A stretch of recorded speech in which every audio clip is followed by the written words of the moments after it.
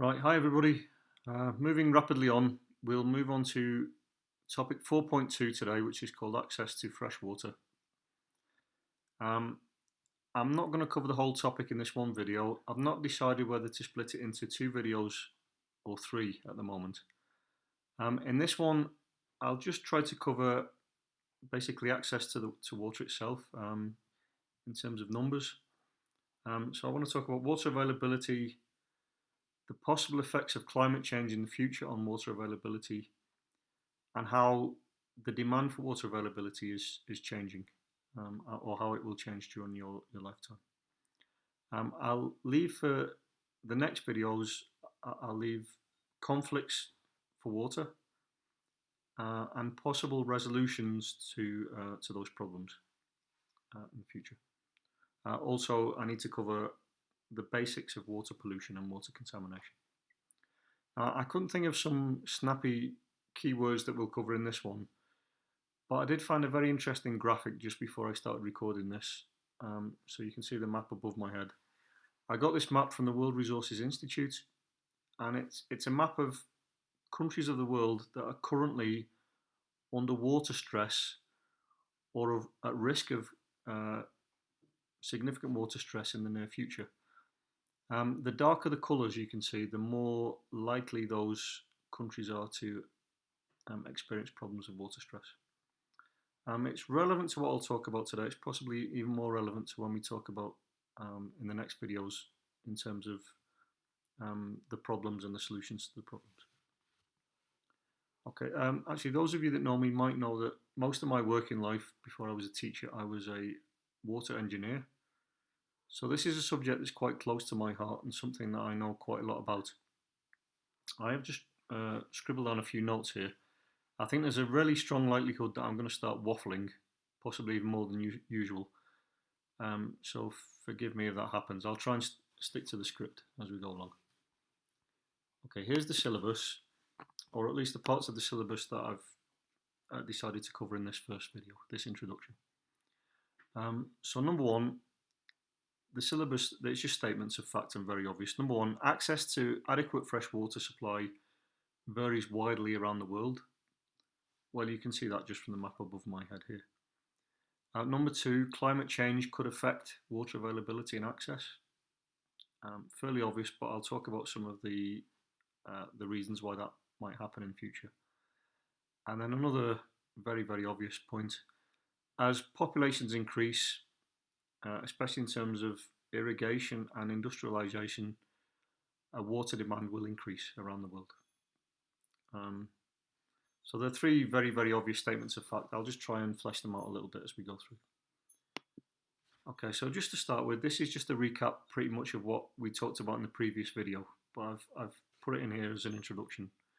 Only a small fraction of the Earth's water supply is fresh water, something like 2.5% of the total volume. Most of the fresh water is locked away in the cryosphere, or it's in aquifers and not very accessible. Only about 0.3% of the surface water is readily accessible to humans.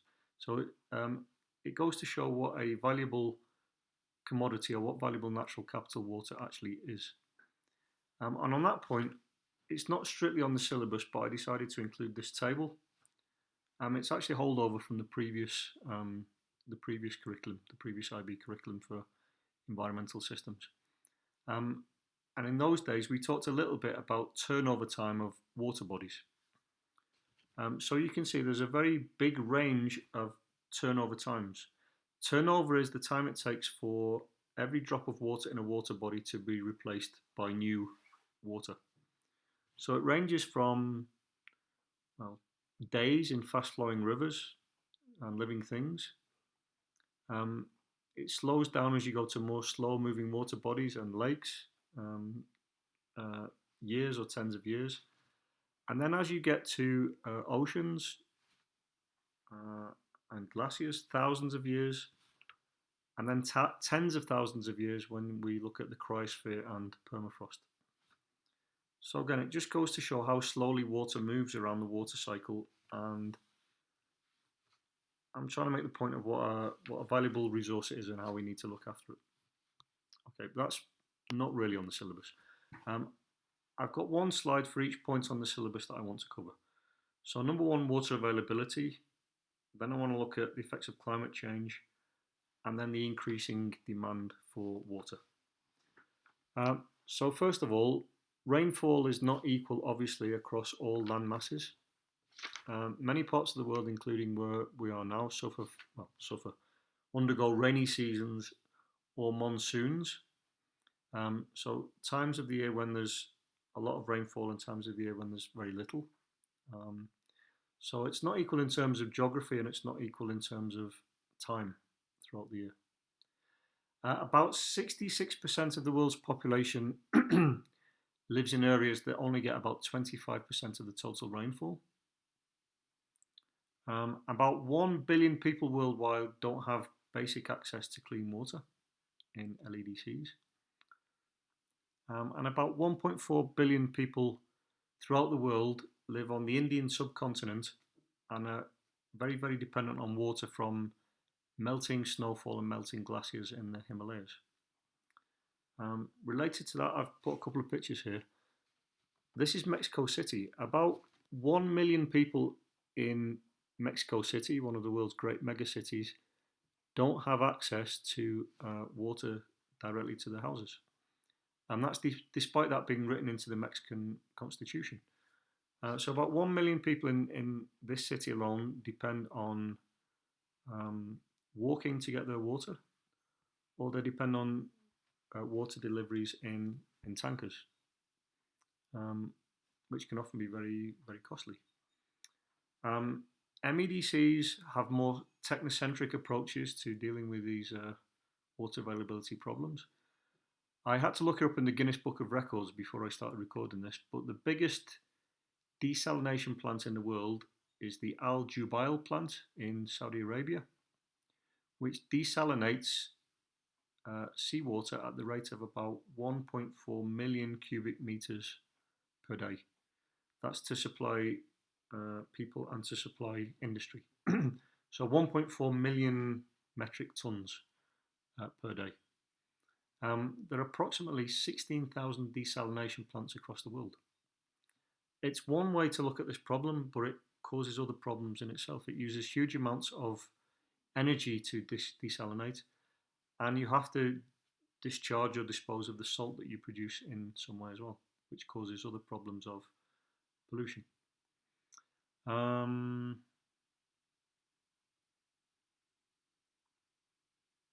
Okay, I think that's pretty much all that I've got in my notes here about general availability of water. We'll look at case studies in the classroom.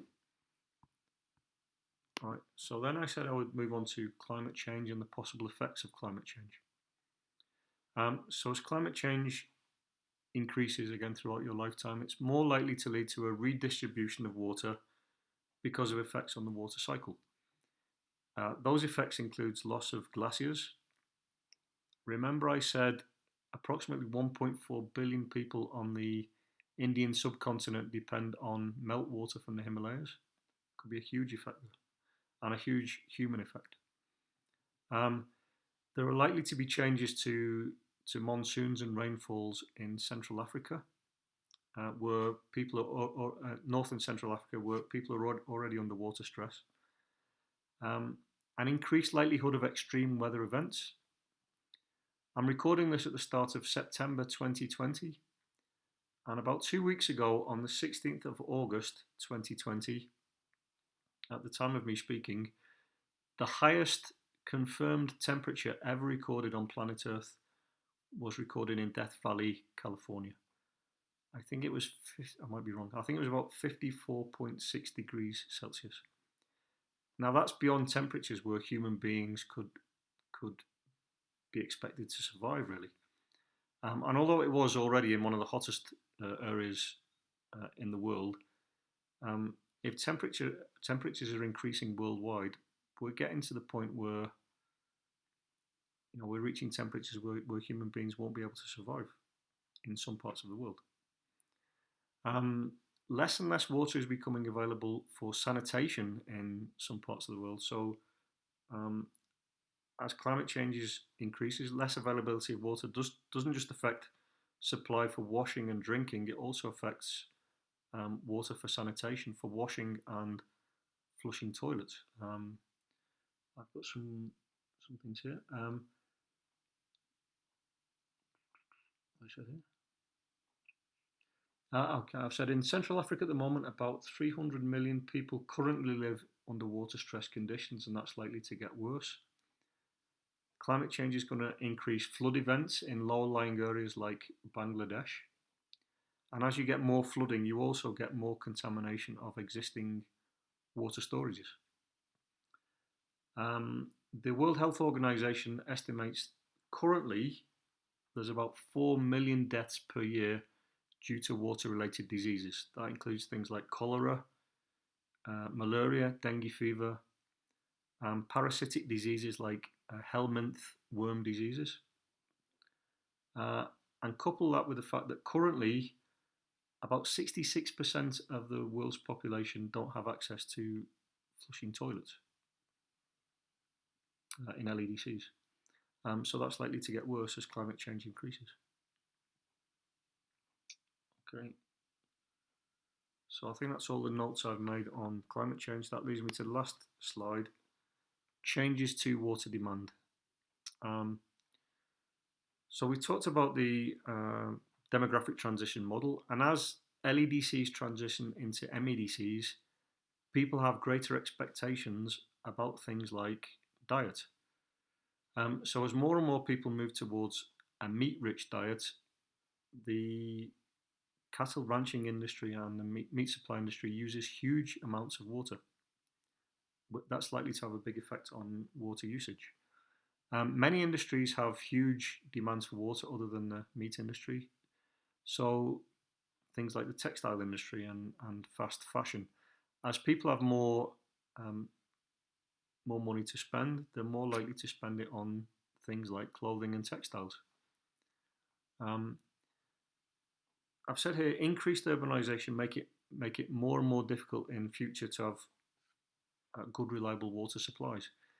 By that I mean that as people move to mega cities and shanty towns grow even more, it becomes more and more difficult to supply every household with reliable water supplies.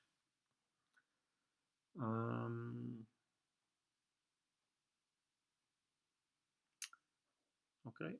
Currently, 26 countries are classified as water scarce, and as you can see on the map, 11 of those countries are currently in Africa. Climate change and increased demand is likely to affect LEDCs more than MEDCs in the future. So it's the poorer people that have not really caused the problem are more likely to suffer. And then the final point, irrigation. Irrigation currently accounts for about 70% of all the freshwater use by humans on the planet at the moment.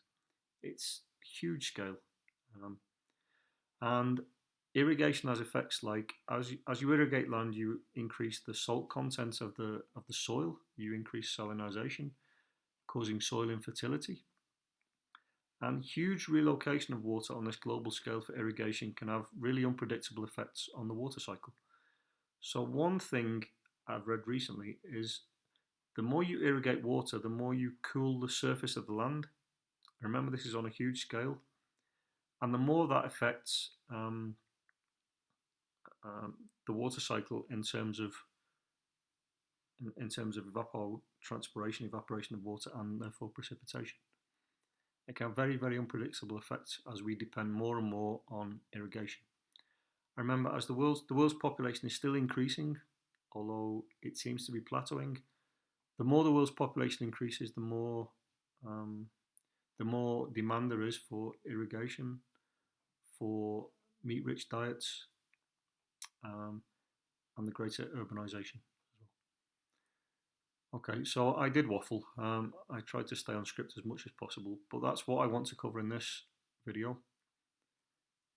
So I'll see you in our class this week, and specifically I want to look at case studies in relation to those three things, which were water availability, effects of climate change, and increasing global demand for water. All right, take care, everybody, as I will say, and I will speak to you this week.